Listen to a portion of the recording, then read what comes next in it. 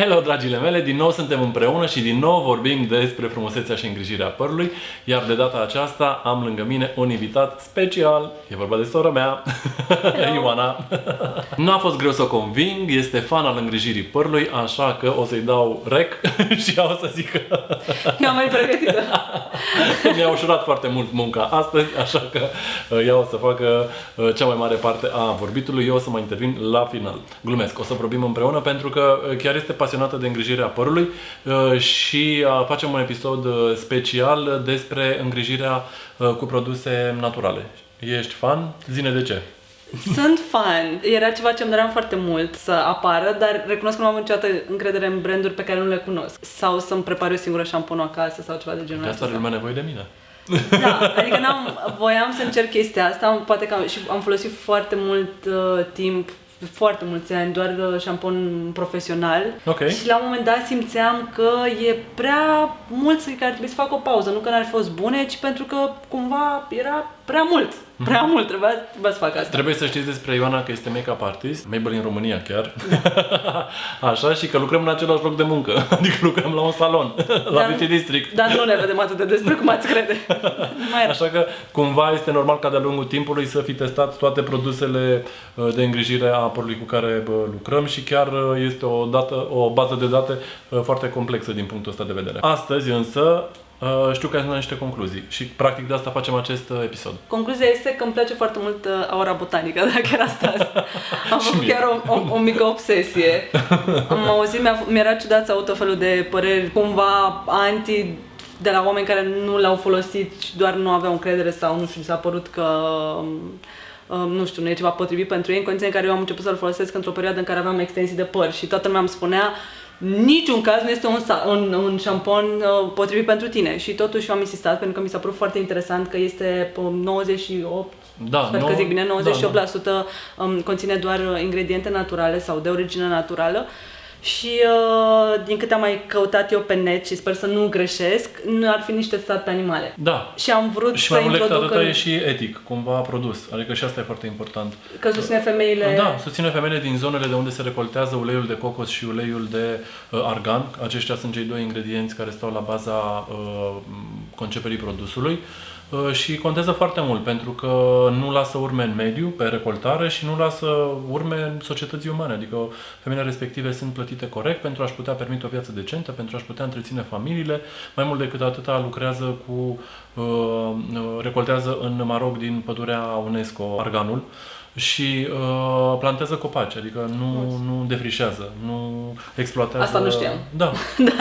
Serios, da, chiar e mega important că până la urmă avem cu toții o responsabilitate, adică e puțin mai mult vorba decât de șampon și de îngrijire. Da. Avem o responsabilitate față de mediul în care trăim și e foarte important să facem lucrurile așa cum trebuie. Recunosc că ăsta a fost unul dintre principalele motive pentru care am ales gama Aura Botanica. Mult mai mult decât, nu știu, părul meu să arate într-un fel sau altul, dar folosindu-l pe lângă...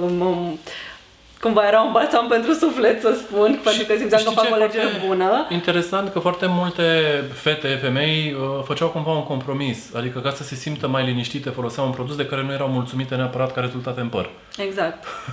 Eu n-am avut nenorocul acesta pentru că realmente e un șampon care funcționează foarte bine pentru mine și a funcționat foarte bine pentru mine și când am avut extensii. Recunosc, nu sunt blondă, că poate pentru părul blond o fi altă poveste, habar n-am. Da, e un pic altă poveste, sincer. Adică blond vopsit.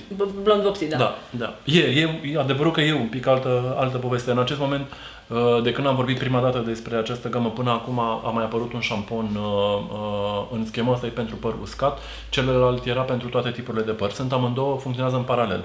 Și tu le-ai testat pe amândouă, din Pe amândouă l-am ales pe cel riș, sau cum se numește, pentru părul uscat, deși nu am un păr uscat, dar mi se pare mie că lasă părul mult mai moale și mi-e place foarte mult senzația asta de păr moale. Eu nici nu mă prea coafez, deși lucrez într-un salon de coafură. Dacă nu ești obsedată de volum la rădăcină, e ok. Și de la mână am un păr gras. Din nou mi se spunea că nu ar fi potrivit pentru un păr gras ca al meu să folosesc un șampon care conține ulei în compoziție, însă Vă spun sincer că mi se îngreșea la fel de tare părul și când foloseam ceva special pentru... Da. Mi se pare că asta e o chestie hormonală care nu se rezolvă topic. Pur și simplu mă spăl la 2 zile și am terminat povestea și părul meu miroase superb. El așa arată, eu nu sunt coafată acum și nici măcar... Și chiar cu asta ești spălată? Nu sunt coafată, cu asta sunt spălată, nici măcar nu m-am pieptănat, m-am spălat și am plecat cu părul. Sincer, nu știu dacă e bine ce am făcut, dar asta am făcut. Ba da, e ok, e în trend. E în regulă. Nu așa arată părul meu după ce am folosit șamponul și masca. De obicei folosesc și zahărul de... Masca, din păcate, nu am avut-o la cantitate din aceea de revânzare. Este cantitatea profesională, nu o să o găsiți de cumpărat pe asta. Doar vrem să vă arăt așa, informativ, sau fundamental. Da. Mi-ar plăcea una. Și asta e foarte interesant. De asemenea, uite, ating un subiect despre care nu știu dacă mai discutat sau nu. Dacă mai discutat, oricum vreau să vorbesc din nou despre el. Nu vă mai cumpărați șampoane la 1 litru și măști la jumătate de kil. Că până le terminați, nevoile părului vostru se modifică. Adică învățați-vă să luați cantitățile normale, la care să ai flexibilitatea de a schimba produsul după ce termini flaconul respectiv. Asta te ține 1 an de zile. Adică e un pic cam mult să folosești același produs, mai ales că, repet, de multe ori se face și schimbări și părul efectiv are alte nevoi. Adică... N-am luat în considerare asta. Mă simt ciudat că mă vedeam folosind același pentru totdeauna! Dar serios, se modifică nevoile tale, se modifică... Știi, acum ok, îți dorești așa, dacă vrei puțin mai mult volum sau dacă schimbi un pic regimul, știi? Nu spun că e neapărat, dar să ai o rezervă, adică mai ușor schimbi termin un flacon din ăsta decât 1,5 litru de șampon. Și ne spuneai că pe lângă șampon și tratament suan fundamental, ai mai folosit... Spray cu zahăr, nu știu cum numește. Cred că ați auzit cu toții de spray-urile cu sare, care sunt foarte bune și ne obsedează pe toți, ca să avem textură, să avem volum, să stea nu știu cum și așa mai departe. Cei de la Kerastase în gama Aura Botanica au scos un spray pe bază de zahăr. Da? Nu o să atrageți viesp, furnici și alte cele, stați liniștiți, că nu e genul ăla de zahăr. Așa. În schimb, ajută foarte mult la texturarea firului de păr. Tu cum l-ai simțit? Că ăsta chiar e un produs nou, adică ăsta nu era în gamă deloc. Ce mi se pare diferit față de spray-urile cu sare pe care le foloseam și pe ele înainte destul de mult, este că părul rămâne mai fin cumva după ăsta cu zahăr decât cel cu sare. Când folosești spray cu sare, părul devine puțin mai sărmos, îmi vine să spun. Da. Ăsta e mai soft, cumva îl întărește, dar într-un mod mai soft și mie personal îmi place mult mai mult asta. Din nou, eu nu vreau niciodată un super efect, vreau să pară cât mai natural părul meu, cât mai natural. Vreau să spun că ăsta e chiar 99%. Am încredere atât de mare în Aura Botanica, încât mă uit pe etichetă, adică știu sigur că e ok și că e... Și de asemenea nu conține silicon. Și asta e un foarte mare lucru, pentru că în timp nu permite depunerea pe firul de păr a siliconului și după aceea nu împiedică schimbul între firul de păr și tratamentele, măștile, mediul exterior pe care tu îl aduci către păr. De fapt, asta e problema cu siliconul. Știi, creează o barieră la care cumva ți se pare că îl hidratează, dar de fapt nu îl hidratează pentru că nu mai permite niciunui produs să mai intre în el. Că nu mai are cum să intre. Ăsta îl aplicăm înainte să te usuci sau să lași părul să se usuce la liber, cum l-ai lăsat. Exact asta fac. Șterg cu un prosop și mă aplic spray-ul și las dacă îl mai pieptăn bine, dar după ce nu prea îl pieptăn. Da, miroase absolut superb, adică chiar are un miros foarte mișto. Poate fi folosit pe toate tipurile de păr. Nu l-aș recomanda neapărat la un păr care se frizează natural. Adică la tipul ăla de păr nu l-aș recomanda pentru că accentuează efectul cumva de frizare. Adică și la tine dacă te uiți un pic, e un pic mai texturat decât în mod normal. Cam asta e. Da. Îmi place. Deci atunci, bottom line este că îmi place foarte mult și că simt, spre deosebire de celelalte produse pe care le-am folosit, cumva la celelalte aveam nevoie totdeauna să mă ghideze unul dintre colegii din salon.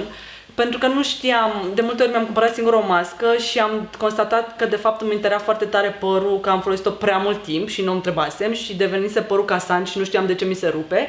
Evident, când mă ajutau colegii să-mi aleg, nu intram în situația asta pentru că mi explicau. Dar la gama asta simt că nu-ți face nimic rău, adică nu ai simțit nevoia de cât timp o folosești? Că o folosești? De când a apărut? Păi de cât timp a apărut? De un an de zile? Cred că aproape un an de zile. Da. Și n-am folosit nimic altceva. Nu? Și părul meu, și sincer, în live-urile pe care le fac și eu pe pagina Maybelline și, mă rog, unde mai fac live-uri? De fapt, da, doar acolo. Nu mai fac alte live-uri decât acolo. Mi-ai făcut pe glamour, am mai făcut, da, corect, da, asta mi-a venit firesc să spun. Foarte multă lume mi-a scris că am părul foarte strălucitor și foarte frumos și simt că primesc mai multe complimente despre părul meu de când folosesc Aura Botanica, că e mai lung, că pare mai bogat, că decât înainte și, repet, chiar am folosit tot timpul produse foarte bune. Și recunosc că în mare parte am folosit produse care asta, n-am prea schimbat brandul. O singură mențiune mai vreau să fac. În momentul în care aplici pentru prima dată șamponul, vei simți că acționează diferit față de un șampon normal. Tu nu mai știi chestia asta, că folosești de un an de zile. Dar șampoanele, neavând silicon și neavând sulfat, face un alt fel de spumă decât spuma clasică a șamponului cu care suntem obișnuiți. Mi se pare că face mai puțină. Face mai puțină categoric și să nu vă speriați că își face treaba în continuare. Conține micelii, cu asta curăță foarte bine fibra capilară și în același timp, dacă simțiți că se încurcă puțin, nu este grav, aveți tratamentul care îl va descurca instantaneu. Tocmai îl încurcă puțin pentru că îl curăță în profunzime. Excelent! Ioana, îți mulțumesc foarte frumos. Mai vrei să ne zici ceva? În legătură cu Aura Botanica? Botanica? Să-i dau o șansă oamenii, pentru că mi se pare un gest frumos și pentru natură, și pentru femei, și pentru toată povestea asta din spate, și care mi se pare faptul că sunt reciclabile, adică și din materiale reciclate și reciclabile. Exact. Ambalajele. Și mi se pare cool să ai un șampon așa acasă, măcar să-l folosești in between, dacă nu știu, ai o problemă a părului, ok, să o tratezi cu produse specifice, dar altfel, dacă e un păr relativ natural, neagresat, și eu sunt de aceeași părere că ajută foarte mult. Într-adevăr, nu v-aș recomanda această gamă dacă ați avea un păr super decolorat, în niște nuanțe neon și după niște transformări și așa mai departe. Că nu, adică este bună, dar nu pentru asta. Corect. Acolo avem nevoie de alte lucruri. Bun, dragile mele, am ajuns la final. Vreau foarte mult să discut încă o dată despre Aura Botanica, despre îngrijirea aceasta pe bază de uleiuri, în special pe bază de ulei de argan și cocos, de care știu că sunteți obsedate. Există și variante profesionale și variante, cumva, dacă vreți, luxury. Deși dacă stați să calculați lucrurile, s-ar putea să vă rezulte mai bine să folosiți un produs de genul acesta decât să cumpărați separat ingredientele, ca să aveți siguranța că sunt lucrurile așa cum vreți voi. Dacă mai aveți orice fel de întrebare legată de frumusețea și îngrijirea părului aici pe YouTube sau pe Instagram sau pe Facebook, cu mare drag aștept întrebările voastre și promit că răspund. Până data viitoare, ce să vă zic? Aveți grijă de părul vostru cu Aura Botanica. Pa, pa!